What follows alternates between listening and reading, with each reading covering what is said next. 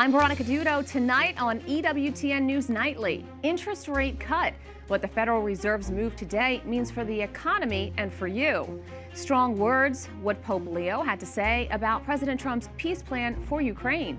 Social media ban, who's prohibited from using it and how it works. Plus, a new meaning to life, how the Pope says we find it by reflecting on the one thing that happens to every human being. These stories and more tonight. From EWTN, the Global Catholic Network, this is EWTN News Nightly. Thank you for being with us on the Feast of Our Lady of Laredo. Our top story tonight. The Federal Reserve gives a break to borrowers with another interest rate cut. President Donald Trump has been encouraging the Fed to lower rates in a push to boost the economy. Home and car loans could become more affordable thanks to today's interest rate cut. The Fed decided to drop rates by another quarter point. In the near term, risks to inflation are tilted to the upside, and risks to employment to the downside. A challenging situation. President Donald Trump has been putting pressure on Fed Chairman Jerome Powell to lower interest rates more quickly. Overnight, the president wrote that he created the greatest economy in the history of our country and brought business back into the United States at levels never seen before. The president also addressed the economy last night during a speech in Pennsylvania. You're getting lower prices, bigger paychecks, we're getting inflation, we're crushing it, and you're getting much higher wages. I mean, the only thing that's really going up big, it's called the stock market and your 401ks. President Trump says he's trying to undo the damage from the last administration. And I have no higher priority than making America affordable again. That's what we're going to do. And again, they caused the high prices and we're bringing them down. It's a simple message. But the president's remarks were not limited to consumer costs. He also took a swipe at immigration, saying if you don't share our values, contribute to our economy, and assimilate into our society, then we don't want you in our country. Still, Democrats blame Trump for the problems. People right now are worried the American dream is slipping away because they're working hard, but they're not getting ahead. And this president, he told them he would make it better, but everything he's done has only made it harder. Joining me now to discuss is Dr. Michael Busler, a public policy analyst and a professor of finance at Stockton University. Thanks for joining us. Hi, Veronica. Thanks for having me. As you know, it's always my pleasure to be here. The Federal Reserve cut rates by another quarter point. What economic information did they factor into that decision? Well, unfortunately, because the government was shut down, they don't have a lot of very current information. However, what they do have is that the job market is weakening, and they're responsible to keep a full employment economy. The latest numbers on inflation show that the inflation rate is about what it was when President Trump entered office. Now, it did go down, and it's come back up again. But I think some of the next data that comes out in January will show that the inflation rate is indeed falling and will, in my view, will likely to continue to fall throughout 2026. Now, looking at that further, can you break down the impact this will have on everyday Americans? So the lower interest rates are certainly positive news for Americans. It should result in lower interest rates on all big ticket items like cars and houses, so that's good. When the inflation rate comes down further, and I believe it will, I think by the end of this year, I think inflation will be down to the Fed's target of about 2%. Now, why do I say that? Energy accounts for about 7% of the consumer price index directly, and another 20% or so indirectly because it affects the cost to manufacture goods and services. Energy prices are falling. Oil is now under $59 a barrel, at least it was yesterday when I looked. Gasoline prices are dropping. The national average is under $3 a gallon. I bought gas yesterday and I paid $2.89 a gallon in southern New Jersey here. So gasoline prices are falling. Energy prices are falling, and that will bring the entire inflation rate down next year. That's positive news for consumers, especially since wages are increasing much faster, or they will be much faster than the inflation rate, which means they get a real increase in income, and that leads to the ability to buy more goods and services and a higher standard of living. I'm very optimistic about the economy going into 2026. Now, with that optimism, the Federal Reserve signaled some reluctance for further easing next year. What criteria will they be tracking to make those decisions? Well, they look at two things, both the unemployment rate and the inflation rate. And again, we haven't had much data because the Federal Reserve, the federal government rather, was shut down. But I think they'll start seeing in January and February, they'll start to see the inflation rate coming down. If they stimulate the economy through their interest rate cuts, the unemployment rate should go down. Now, there is one caveat here. I believe economic growth, which again, we don't have any data, but I believe in the third quarter, the economy probably grew at about a 3.5% rate. The fourth quarter would have grown about a 4% rate, but with the government shutdown, that may be reduced a little bit. But still, the economy is growing and should be providing jobs, and it will. However, there will be some job reduction due to artificial intelligence coming in and simply doing away with a lot of jobs. So the unemployment rate won't fall quite as quickly as we'd like, but still I think the trend for unemployment next year, the trend will be down. Dr. Michael Busler, thank you so much. Always my pleasure. Today, President Trump announced that the U.S. seized an oil tanker off the coast of Venezuela. It comes amid ongoing tensions between the U.S. and the South American country. This is the latest push to increase pressure on the administration of Nicolas Maduro after a series of drug boat strikes. The seizure was led by the U.S. Coast Guard and supported by the U.S. Navy. Speaking to reporters outside of the papal residence in Castel Gandolfo, Pope Leo XIV was asked about the president's proposed peace plan for the war in Ukraine. Take a listen. I'd rather not comment on that. I haven't read the whole thing. I think, unfortunately, some of parts of it that I have seen make a huge change in what was for many, many years a true alliance between Europe and the United States. The remarks that are made about Europe, also in interviews recently, I think are trying to break apart what I think needs to be a very important alliance today and in the future. So it's a program that President Trump and his advisors put together.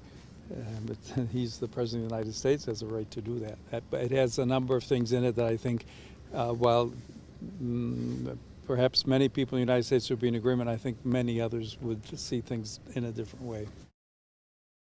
We'd like to bring on EWTN Senior Vatican Correspondent Frank Roca for more. Frank, thanks so much for joining us today. Thanks, great to be here. So the Pope said, I would rather not comment on that. I haven't read the whole thing. Then he continued to say, in his opinion, President Trump's comments are trying to break up the alliance between the U.S. and Europe. What do you make of what he said? Well, I think there are a couple of interesting points. One is that we know that for a little while he was hesitant to talk about U.S. politics. He even said once to the reporters outside Castel Gandolfo, he said, I don't want to talk about U.S. politics or U.S. policy. But then he's decided that he will. And he's criticized the Trump administration about the deportations of migrants, about the aggression toward Venezuela, and now about the Ukraine peace plan and the attitude toward Europe. So he's quite willing to do that. So that's interesting. The other thing I think that's interesting in this particular case is that it's a real contrast with Pope Francis. Pope Francis was not a great enthusiast for the transatlantic alliance or NATO, and especially in regard to Ukraine. Remember, he said more than once, he said, well, you know, it could be that NATO was barking at the gates of Russia. In other words, the NATO expansion had actually provoked Russia to launch the full-scale invasion of Ukraine. And of course, Pope Francis was very much for a peace settlement at almost any cost. He told the Ukrainians to wave the white flag. He was not seen as very pro-Ukraine. Pope Leo is more so. He had made some remarks before he was Pope, and now we see that it's interesting that he's an enthusiast for the transatlantic alliance and by implication NATO. As you just highlighted, Pope Francis was very outspoken on world politics, in which he received both praise and criticism. What kind of tone has Pope Leo set? Well, Pope Leo, up till now, has had a remarkable ability to weigh in on very delicate subjects without causing an explosion. He has a kind of special touch that he seems to calm things down and defuse situations more often than inflame them. So that's very different from Francis, who was very provocative and very stimulating, and that was great for journalists. But Pope Leo is a little more calm, and so he seems to be able to wade into these things with great deliberation. And how might the Pope's comments be received in Europe and across the Atlantic here in the U.S.? Well, I mean, it's a good question. I mean, whether the Trump administration will listen to the Pope and say, I don't know. I think obviously people who agree with him will take those words to heart. And it's been a while since, and in fact, it's a novelty. Again, we're seeing the American side of Leo, and we can infer this a little bit. But the Vatican has always been in favor of European integration, and they've always supported the EU, the European Union, at least in principle. But this particular enthusiasm for the alliance between the United States and Europe, I think, I guess John Paul, because of his anti-communism and his concern about the Soviet Union, probably had sympathies like that. But this is not something to be taken for granted at the Vatican. Frank Roca, thanks so much. Thank you. Majority Leader John Thune unveiled Republicans' alternative health care plan, countering the Democrats' 3-year extension for Obamacare tax credits. Meanwhile, the clock continues to tick for millions of Americans who could see their premiums spike, with some losing coverage because of high costs. With tax credits set to expire at the end of the year, what's in the GOP's plan? For that answer and more, let's check in with Capitol Hill correspondent Eric Rosales with the latest. Eric. Yes, good evening, Veronica. A very busy day up here on Capitol Hill. A vote is expected tomorrow in the Senate. But today, Republicans, they spent much of the day informing Americans about all the waste, fraud, and abuse that's inside Obamacare. They add that all it does is line the pockets of insurance companies by sending billions of your taxpayer dollars for subsidies. Now, Republicans contend that their plan will be able to fix the issue by sending checks directly to Americans' healthcare savings accounts, allowing folks to be able to shop for coverage. I want an American plan, a plan that works for our fellow Americans so that they can afford the insurance that this Republican absolutely wants them to have. A key author of the bill, Louisiana Senator Bill Cassidy, a medical doctor, says it will lower insurance premiums for those on Obamacare earning less than 700% to the federal poverty level. Individuals 18 to 49 will get $1,000 annually, and those 50 to 64 will get $1,500 to help pay for coverage.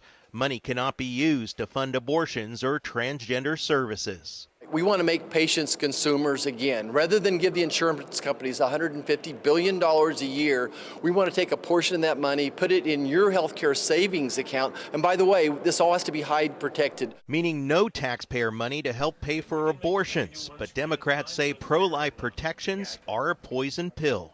The bill not only fails to extend the tax credits, it increases costs, adds tons of new abortion restrictions for women, expands junk fees, and permanently funds cost-sharing reductions.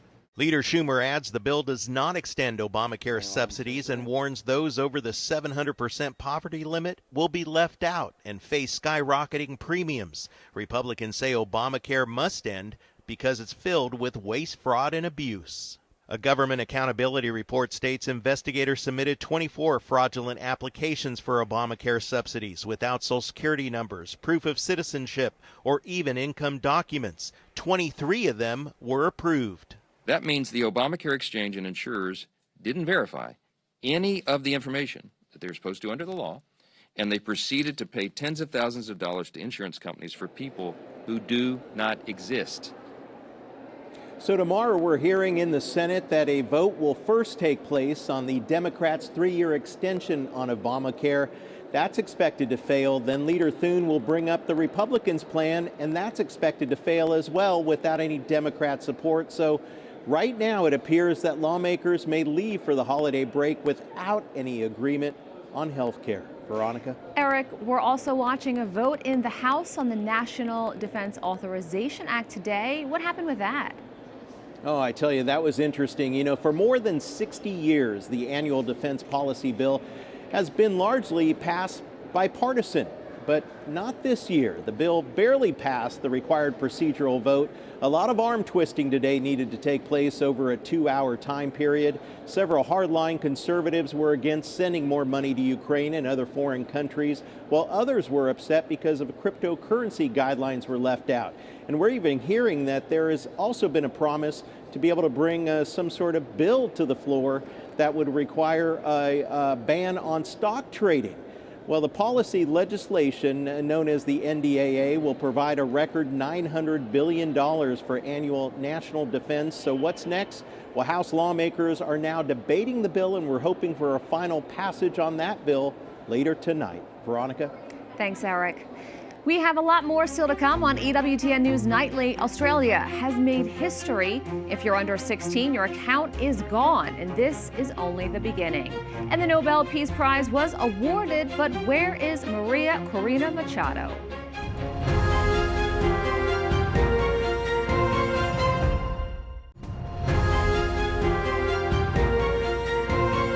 The Nobel Peace Prize ceremony took place in Oslo, Norway earlier today without this year's winner. Venezuelan opposition leader Maria Corina Machado was recognized for keeping, quote, the flame of democracy burning while authoritarian rule keeps expanding in Venezuela. Machado has been in hiding since August when the Maduro regime claimed without evidence that he had won an election. Venezuela's attorney general said Machado would be considered a fugitive if she left the country. But the Nobel Peace Prize organizers confirmed that she is safe in Norway. Machado's daughter accepted the award on her behalf. The ceremony organizers say Machado did everything in her power to come to the ceremony, adding that it was a journey in a situation of extreme danger. Australia has made history by implementing the world's first law that bans anyone under the age of 16 from having an account on a major social media platform. The Online Safety Amendment Act is a landmark law that aims to protect the mental health of children from cyberbullying and harmful algorithms. Now the responsibility for enforcement rests entirely on social media companies instead of children and their parents. Companies that fail to take reasonable steps to prevent accounts for those under the age of 16 face penalties of up to $32 million. The new law sets a major global precedent for online safety regulation. The law applies to a list of age-restricted social media platforms that enable social interaction, liking, and content posting. The initial list includes Facebook, Instagram, TikTok, Snapchat, YouTube, X, formerly Twitter, Reddit, Twitch, Threads, and Kick. Well, this is a day in which my pride to be Prime Minister of Australia has never been greater. This is world leading. So I'm against this social media ban because as young Australians, we will be completely silenced and cut off from our country and the rest of the world with this ban. To discuss this topic, we bring on Donna Rice Hughes, President and CEO of Enough is Enough. Thanks so much for your time today. Thank you. It's great to be with you. So first, what do you make of Australia's move, and might we see that in other countries? Absolutely. I think Australia did a good thing, not just for Australia's children, but for the rest of the world. And all eyes are on Australia right now. And what they're really doing is age gating. So when social media was first developed in the United States with Facebook and MySpace, it was designed for college kids and older. But big tech, saw that younger kids were flocking to these sites, so they went down to the age of 13, but they never even age gated 13 years and younger to get on their platforms. And now we know after decades that these platforms are highly addictive. Kids are getting into a lot of dangerous areas, and the mental health risks have skyrocketed, not just here, but worldwide. So there are supporters and critics of this new law in Australia. What do you say to people who might feel that it's not on big tech, that it actually should be on parents to make sure children aren't on some of these sites that they shouldn't be, and also controlling screen time? Well, it's always been on parents, and parents have shared this burden since the advent of the internet. Big tech bears responsibility. They're making billions of dollars. They're also making millions of dollars off of kids through advertising and data collection, and they know that their sites are not safe. They were never designed to be safe, and they are not voluntarily implementing the measures that we've asked them to do, and other groups like Enough is Enough have asked them to do for decades. So government needs to step in, and good for Australia. We're hoping here in the United States that the Kids Online Safety Act will finally get passed. It's been passed through the Senate for 2 years now. And so let's hope that happens. It's not an age gating type of law like Australia. It actually requires these platforms to do a lot, like implement parental controls and have more of a duty of care. And I think that COSA is a good first step. And we want to see the Senate version of COSA passed and not the House version, which we're nicknaming the K Street COSA, which is really watered down by big tech lobby. Are there any legal challenges to this new law? There are a couple of kids supported by more of a free speech group, as I understand it, in Australia, who are suing against this law. So my understanding is that suit will be heard next year, and we'll see what becomes of it. But I really, I know a lot of the leaders in Australia, they're very thoughtful. I think that they threaded this needle very carefully so that it would withstand any type of a challenge. And again, it's more of an age gating rather than a ban. So I think ban is not the right word. Donna Rice-Hughes, thanks so much. Thank you. Up next on EWTN News Nightly, Death to Life. Pope Leo tells pilgrims how to find hope within the mystery of death. Plus, a new report reveals the number of migrants displaced last year. We're in Rome.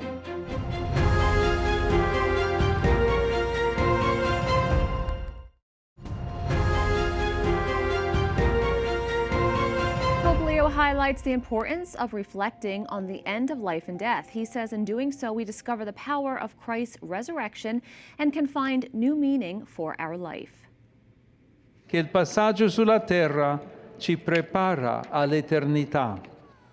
At the weekly talk, the Holy Father said that today death seems to be a sort of taboo, an event to keep at a distance, something to be spoken of in hushed tones, and that our awareness that life ends at some point burdens us compared to other living creatures. Pope Leo stressed that only the resurrection of Christ is capable of illuminating the mystery of death to its full extent, because only in its light can we see that death is not the end, but the passage toward full light and a happy eternity. A new report warns that forced migration is on the rise worldwide and that the right to asylum is increasingly under threat. From Chile to Peru to Rome, the Church remains present to families whose lives have been uprooted. EWTN Vatican journalist Benedict Sedegren has more.